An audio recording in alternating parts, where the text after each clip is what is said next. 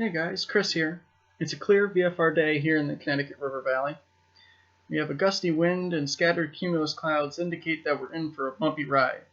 But I really wanted to show you guys what I do to navigate the local area of VFR with nothing more than my paper chart. As an instructor, I've observed what I would describe as a mild obsession with avionics and electronic flight bags amongst students of all ages and skill levels. This isn't a bad thing. This equipment gives us great situational awareness, but it is important to remember that a vast majority of our time should be spent looking outside the airplane. We're lucky here in the valley. There's lots of great highly visible landmarks to navigate by here. Today I'm going to show you how to get from Skylark to Westfield Barnes Airport using nothing more than the scenery around us and our paper chart. I'm also going to show you how I make special considerations for the complex airspace that surrounds our local airport. This is not the only way to do things, and I encourage discussion in the comments. Okay, we have an oil pressure indication. Let's taxi.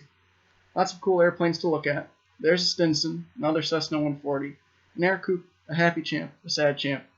That green Cessna 150 is for sale if anyone's interested. While I'm taxiing, I'm going to be listening to the ATIS. And you're saying, well, Skylark doesn't have ATIS. I know that, but Bradley's only 4 miles away. When I listen to Bradley ATIS, I'm listening for 3 main things. The first is the wind, the second, a altimeter setting, and the third is what runways Bradley's using. There's usually 2 of them, either 6 and 3-3 or 2-4 and 3-3, depending on which way the wind is blowing.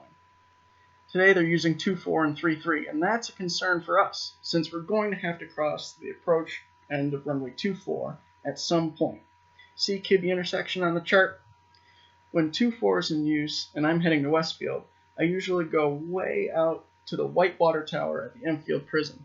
This puts me well away from the Bradley Airport and gives the big jets plenty of room to get in. It also makes me cross the approach path at nearly a 90-degree angle, so I'm not in the way for very long. There's something else we can do to be even safer, but I'll tell you at the end. Okay, oil's warm and we finished the run-up. Let's go. On takeoff from runway 28, we have a blue water tower to look at to keep us straight. Left turn to crosswind. I like to fly square patterns to check under my wings for traffic. Another left turn to the downwind, and we're looking for, you guessed it, another blue water tower. This one's in downtown Broadbrook. Leveling off at 1100 for pattern altitude, I give the engine gauges a check. This is where I do my post-takeoff checks if I were flying a more complicated airplane.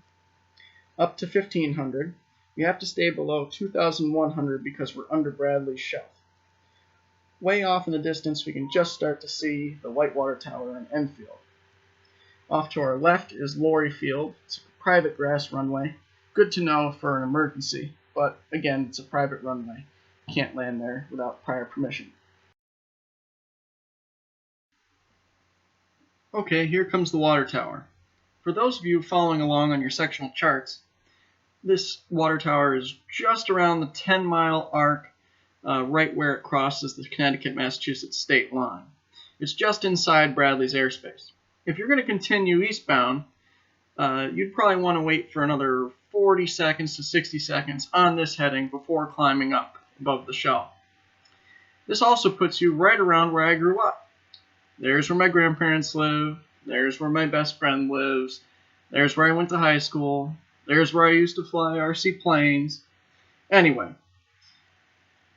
now we're heading back towards Westfield, and we're going to keep our nose just to the left of downtown Springfield. We're looking for the South End Bridge and where the Westfield River connects with the Connecticut. The FAR aim says that you should contact a control tower about 10 miles out, so be sure to get the ATIS and call up Westfield Tower before you cross the river. There's a big rail yard in West Springfield that makes for a good landmark too. You can fly right over it. By now you can probably see Westfield Airport in the distance. There's a quarry on top of the ridgeline just before you get to the airport. It's a good 2-mile reference point for either the base leg to runway 2 or the 2-mile final to runway 33. When I was in middle school, some good friends of mine took me up there to watch the air show. The Blue Angels did their overhead brake right over our heads. The pilots waved at us. It was super cool.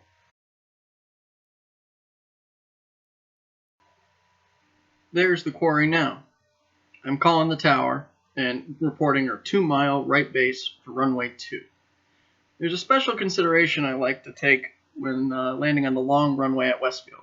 I'll show it to you in just a second. Gas on the proper tank, lights on, undercarriage welded, mixture of propellers, pumps. Okay, we're ready to land.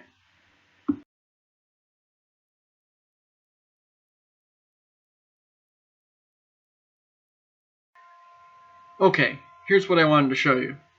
See those yellow circles across the runway? That's the arresting gear. There's F-15s based here, and in case that their brakes fail, a cable is stretched across the runway, and a hook catches the airplane and slowly brings it to a stop, in case they can't do it on their own. The runway at Westfield is 9,000 feet long, and the distance between the arresting cable on runway 2 and the arresting cable on runway 20 is about 5,000 feet. That's about 5 times what we need to safely put this Cessna 140 on the ground. So I always assume that the cable is deployed and always land between the cables. Hitting that cable with our little tires would likely ruin our day.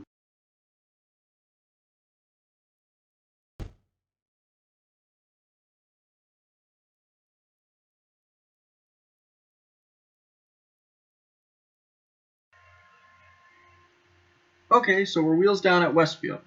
You're probably wondering what my secret is. Well, it's simple. Call Bradley approach for flight following.